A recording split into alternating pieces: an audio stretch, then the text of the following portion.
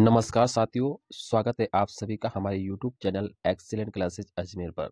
प्यार साथियों, आज बात करेंगे बाल विकास और शिक्षा शास्त्र के महत्वपूर्ण 30 प्रश्नों पर।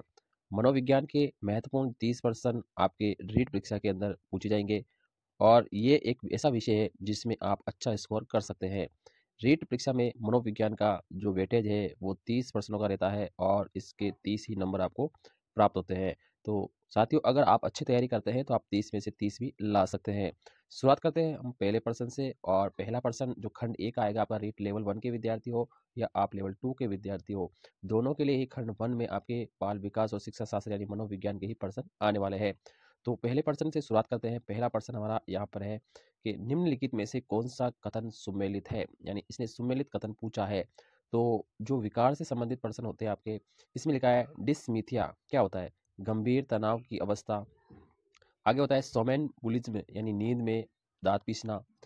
इसके अलावा तीसरा है ब्रिक्सजम। ब्रिक्सजम है कि नींद में चलने की बीमारी। और सिज्रोफेनिया वाक अयोग्यता। तो ये एक पढ़ने में विकार है। तो इसमें से कौन सा ऑप्शन सुमेलित रहेगा, इन्होंने ये पूछा है।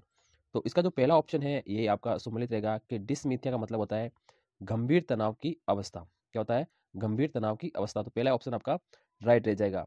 अब ये सोमेनबुलिज्म क्या होता है? ये इसका मतलब होता है कि नींद में चलने की बीमारी। सोमेनबुलिज्म का मतलब होता है नींद में चलने की बीमारी। और यह है ब्रिक्सजम का मतलब है नींद में दांत पीसना। ये इसका ऑप्शन रहेगा। तो आपका पहला ऑप्शन इसने सही कथन पूछा है, तो गंभीर तनाव की अवस्था होती है वो डिसथीमिया होती है। बाकी ये आपके मिलान नहीं है, तो इसने आपने मिलान मैंने बता दिया है कि नींद में चलने वाला ये है ब्रिक्सिज्म यानी नींद में दांत पीसना। अगले सवाल की तरफ चलते हैं। एक शैक्षणिक वर्ष में पहली से 5वीं कक्षा के लिए न्यूनतम कितने दिवस होते हैं?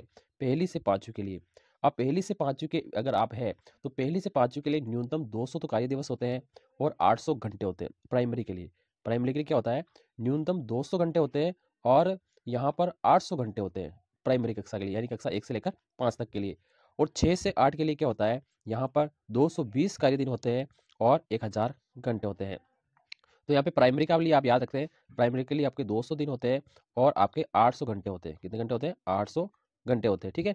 और यहाँ पर अगर आप अगली कक्षा 6वीं से 8वीं के लिए देख रहे हैं तो 220 दिन होते हैं और 1000 घंटे होते हैं। तो यहाँ पे हमने पहली से 5वीं ही पूछा है कि उसकी कक्षा के लिए न्यूनतम कार्य दिवस कितना होता है। तो पहली से 5वीं के लिए न्यूनतम कार्य दिवस कितने होते हैं? 200 ही होते हैं। तो बी ऑप्शन आपका राइट रह जाएगा। अगला सवाल है एनसीएफ 2005 के अनुसार संपूर्ण विकास के लिए पूर्व परिस्थिति क्या होती है? संपूर्ण विकास के लिए पूर्व परिस्थिति क्या होती है? संज्ञानात्मक विकास, शारीरिक विकास, भावनात्मक विकास और सामाजिक विकास। तो संपूर्ण विकास के लिए जो पूर्व परिस्थिति है वो होती है शारीरिक विकास। क्या होती है? शारीरिक विकास। शारीरिक विकास में क्या होता है? पोषण, शारीरिक व्यायाम और अन्य मानसिक सामाजिक विकास जैसी बच्चों की बुनियादी जरूरतों की पूरी होती है। ये शारीरिक विकास के अंदर होता है। तो ये पूर्व परिस्थिति होती है। अगला सवाल है काव्या अपने छात्रों को समूह चर्चा, परियोजनाओं, भूमिका निभाने आदि जैसी कई समूह गतिविधियों में व्यस्त करती है।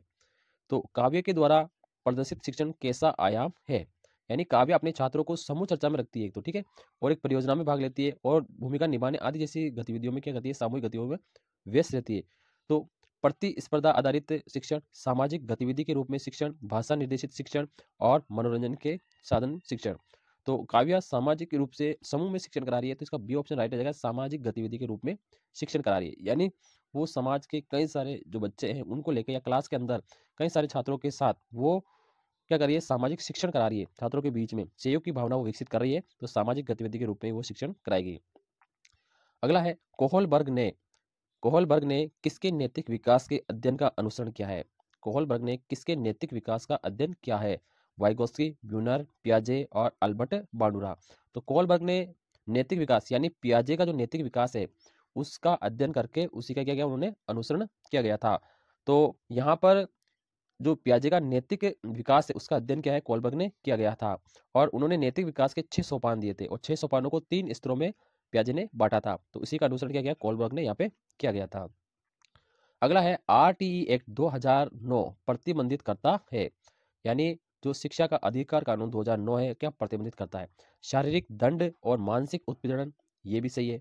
बच्चों के प्रवेश हेतु स्क्रीनिंग की प्रक्रिया, ये भी सही है। और प्रति व्यक्ति शुल्क, ये भी सही है। तो इसमें कौन सा ऑप्शन रहेगा? उपरोक्त सभी आपका ऑप्शन राइट रहेगा।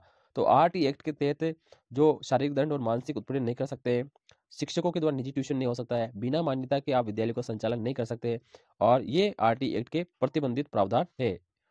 अगला है, ब्रेल लिपि किस किस पर आधारित है? ब्रेल लिपि है वो किस पर आधारित है, यानी कितने डॉट पर आधारित है?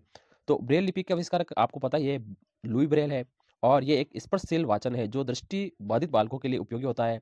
इसमें क्या होता है, ब्रेल लिपि में उभरे हुए कागजों के साथ लिखा जाता है, ठीक है। इसमें एक आयत के निर्माण होता है, इसमें क्या होता है, एक आयत का निर्माण होता है। तो उसमें क्या होते हैं, आयत के निर्माण होता है, तो इसमें कुल मिला के 6 डॉट होते हैं। कितने डॉट होते हैं? 6 डॉट होते हैं। इसका ऑप्शन राइट रहेगा, 6 डॉट इसमें ऑप्शन राइट रहेगा। अगला सवाल है, बाल केंद्रित कक्षा में बच्चे कैसे सीखते हैं? एक बाल केंद्रित शिक्षा में बच्चे कैसे सीखते हैं? समूह में, व्यक्तिगत या समूह में, शिक्षक से, व्यक्तिगत रूप से। तो बाल केंद्रित कक्षा में बच्चे सक्रिय प्रतिभागियों के रूप में क्या करते हैं, वो काम करते हैं। इसमें शिक्षक क्या होता है, निष्क्रिय श्रोता के रूप में होता है, और शिक्षक उनके लिए क्या होता है, मार्गदर्शक की तरह ही होता है, तथा छात्र व्यक्तिगत रूप से और समूह में क्या है, वो सीखते हैं। यानी व्यक्तिगत रूप में और समूह में क्या है, सीखते हैं। और टीचर क्या होता है, एक निष्क्रिय श्रोता के रूप में ही होता है, लेकिन वो उसका मार्गदर्शन जरूर करता है। तो इसका ऑप्शन बी राइट रह जाएगा। अगला है, निम्नलिखित में से कौन सा सामाजिकरण का द्वितीय घटक है? सामाजिकरण का एक द्वितीय घटक है, विद्यालय और पड़ोस, परिवार और पड़ोस, विद्यालय और परिवार, उपयुक्त सभी। यानी सामाजिकरण का द्वितीय घटक कौन सा होता है? परिवार क्या होता है, समाज का प्राथमिक घटक होता है, क्योंकि बच्चे का जो अधिगम है वो परिवार से ही शुरू होता है। वे परिवार से सही और गलत का अंतर पहले सीख लेता है, और बाद में परिवार के साथ एक बच्चा अपना अधिकांश समय है या तो स्कूल में बिताता है, या स्कूल के अलावा पड़ोसियों के साथ वो क्या करता है, काफी चीजें सीखता है। तो इसमें एक तो विद्यालय और एक पड़ोस, यानी प्राथमिक घटक तो परिवार हो गया, लेकिन द्वितीय घटक पूछा है तो द्वितीय घटक या तो ज्यादातर वो विद्यालय में रहता है, विद्यालय के बाद में वो घर आता है, तो स्कूल अपने समाज में क्या करता है, अपने पड़ोसी बालकों के साथ रहता है। इसका ऑप्शन ये राइट है, ये द्वितीय घटक इसका रह जाएगा। 10वां क्वेश्चन है, रीड की दृष्टि से इंपॉर्टेंट क्वेश्चन है, आप इसे आसानी से देख सकते हैं वीडियो को, और बिना स्किप किए देखिए, ताकि आपको अच्छी तरह से हम समझा रहे हैं, हम वाक्य से समझा रहे हैं। अगला है, निम्नलिखित में से कौन सा एक उत्कृष्ट पेशीय कौशल का उदाहरण है? पेशीय कौशल उत्कृष्ट, चढ़ना, छलांग लगाना, दौड़ना और लेकर, जिसमें पेशीय कौशल हो रहा है, ठीक है। तो पेशीय कौशल को 2 श्रेणी में विभाजित किया गया है, पेशियों को 2 श्रेणी में विभाजित किया गया है। तो एक श्रेणी तो आपकी है सकल, एक क्या है आपकी सकल, ठीक है, और दूसरी है आपकी उत्कृष्ट, दूसरी क्या है आपकी उत्कृष्ट है। तो उत्कृष्ट पेशीय कौशल और सकल पेशीय कौशल में से पेश जो उत्कृष्ट है उसका उदाहरण कौन सा रहेगा?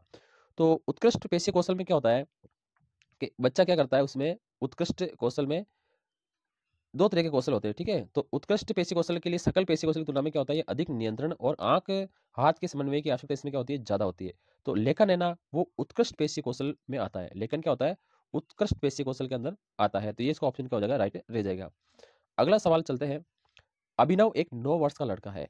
अभिनव क्या है, एक 9 वर्ष का लड़का है, और उसकी जो शब्दावली है वो 200 शब्दों में से बढ़कर 2000 शब्दों तक हो गई है। तो ये विकास की किस अवस्था में चला गया है? बच्चा 9 साल का ही है, पहले वो 200 शब्द ही याद रहते थे, अब उसकी शब्दावली 2000 तक बढ़ गई है।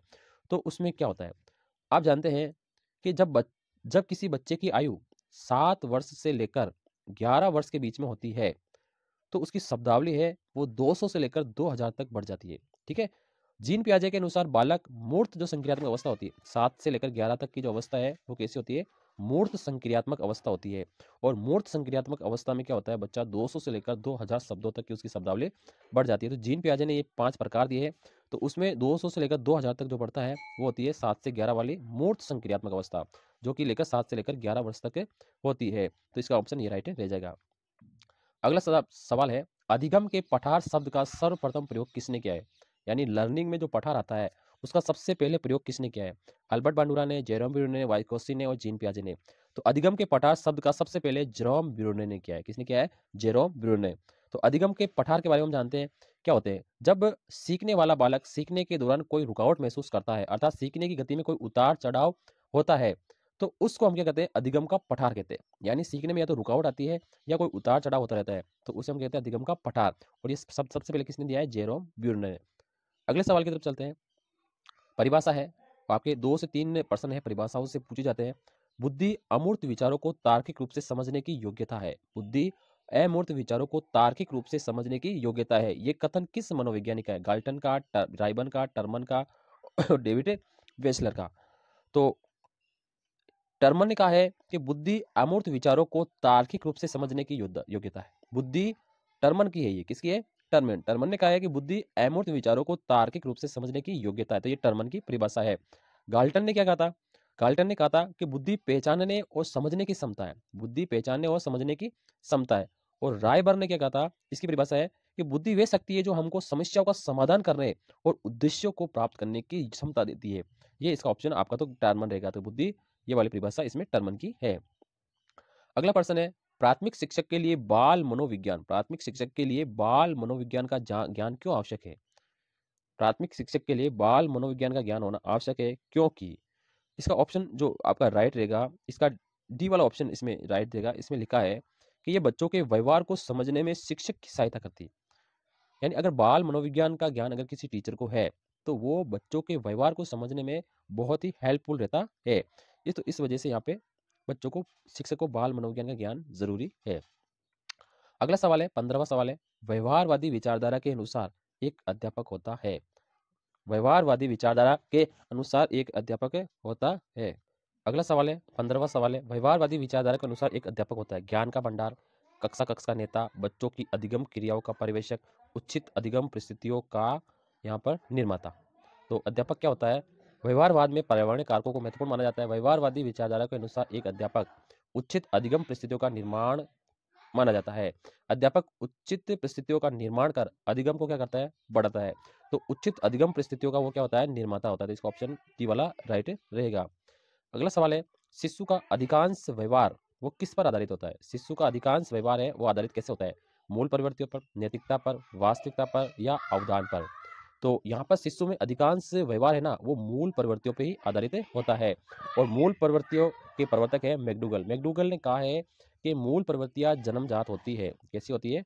जन्मजात होती है। मूल प्रवृत्तियां जन्मजात होती है जो किसी जैविक प्रयोजन की निश्चित तरीके से क्रिया करके पूरा करती है।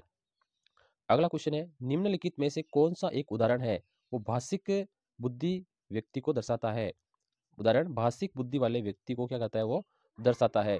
तो यहाँ पर इसका जो ऑप्शन राइट रहेगा, ये आपके ऑप्शन सी वाला राइट रहेगा। इसके अंदर के उदाहरण है ऐसा जो भाषिक बुद्धि वाले व्यक्ति को दर्शाता है। तो सी वाला है कि शब्दों के अर्थ और क्रम तथा भाषा के विविध प्रयोगों के प्रति वो क्या होता है? संवेदनशील होता है। तो भाषिक बुद्धि के अनुसार व्यक्ति भाषा के प्रति संवेदनशील पाया जाता है तथा अर्थात भाषा का बोलना, लिखना, पढ़ना, समझना वो अच्छे से जानता है। तो भाषाई बुद्धि वाला जो व्यक्ति है उसमें शब्दों का अर्थ, क्रम और भाषा इनका अच्छी तरह से प्रयोग करने के प्रति वो क्या कहता है? संवेदनशील होता है। जैसे उदाहरण के तौर पर लेखक है, कवि है, पत्रकार है, गीतकार है, वो सब कुछ क्रम के हिसाब से, अर्थ के हिसाब से ही चलते हैं। अगला सवाल है, इंपॉर्टेंट सवाल है, बुद्धि यानी इंटेलिजेंस। बुद्धि का पास प्रतिरूप किसने दिया है? पास प्रतिरूप किसने दिया है? तो ये दिया है जेपी दास और नागलिरी ने। जेपी दास और नागलिरी ने। तो बुद्धि का पास प्रतिरूप का जो सिद्धांत है इन्होंने दिया है। और इसके अनुसार बुद्धि के 4 तत्व होते हैं, जैसे योजना, अवदान, समकालिक मॉडल या अनुक्रमिक मॉडल। ये 4 प्रकार इन्होंने यहाँ पे इसके दिए हैं। अगला सवाल है, निम्नलिखित में से कौन सा रचनात्मक आकलन यानी फॉर्मेटिव असेसमेंट के लिए उचित उपकरण नहीं है? यानी रचनात्मक आकलन के लिए नहीं है। दत्त कार्य, मौखिक प्रश्न, सत्र परीक्षा, प्रश्नोत्तरी और खेल। तो यहाँ पर जो रचनात्मक जो आकलन होता है उसके अंदर क्या होता है? दत्त कार्य होता है, ठीक है, सही बात है। मौखिक प्रश्न, प्रश्नोत्तरी, खेल, जांच सूची। जबकि इसमें क्या होता है? सत्र परीक्षा इसके अंदर नहीं होता है। कौन सा नहीं है? सत्र परीक्षा इसके अंदर नहीं होता है। तो इसके अंदर ये ऑप्शन राइट रह जाएगा। अगला है, निम्नलिखित में से कौन सा कथन सतत और व्यापक मूल्यांकन के लिए नहीं है? सतत और व्यापक मूल्यांकन के लिए नहीं है। सीसीई के लिए नहीं है। सतत और व्यापक मूल्यांकन को शॉर्ट में कहते हैं सीसीई। तो सतत और व्यापक मूल्यांकन की विशेषता आप जानते हैं, ये एक विद्यालय आधारित मूल्यांकन है, ठीक है, ओके सही है। ये विद्यार्थियों में तनाव को कम करता है, बिल्कुल एक है। इसमें नंबरों के स्थान पर ग्रेड दी जाती है, ये भी सही बात है, ठीक है। तो तीनों ऑप्शन इसमें राइट रह रहे हैं। इससे शिक्षकों पर बोझ बढ़ जाता है, ये इसमें गलत है। बाकी ये 3 सही है। विद्यालयों में ये आधारित होता है, ये तनाव कम करता है, नंबरों के स्थान पर। इसके अलावा सीसी अधिगम प्रक्रिया का अभिन्न अंग है, इसमें शिक्षकों पर बोझ बढ़ जाता है, ये वाला ऑप्शन इसमें गलत रहेगा। चलते हैं आगे, निम्नलिखित में से कौन सा कथन सही है? सही कथन इसमें क्या करना है? ढूंढना है।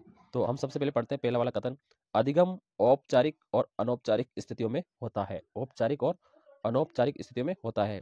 अधिगम व्यवहार को संशोधित या परिवर्तित करता है और अधिगम पर्यावरण के साथ अंत्य क्रिया करने की एक प्रतिक्रिया है। तो इसमें कौन सा ऑप्शन आपका राइट रहेगा? तो पहले लिखा है अधिगम औपचारिक और अनौपचारिक दोनों स्थितियों के अंदर होता है, बिल्कुल राइट है। अगला है अधिगम व्यवहार को संशोधित और परिवर्तित करता है, ये भी राइट है।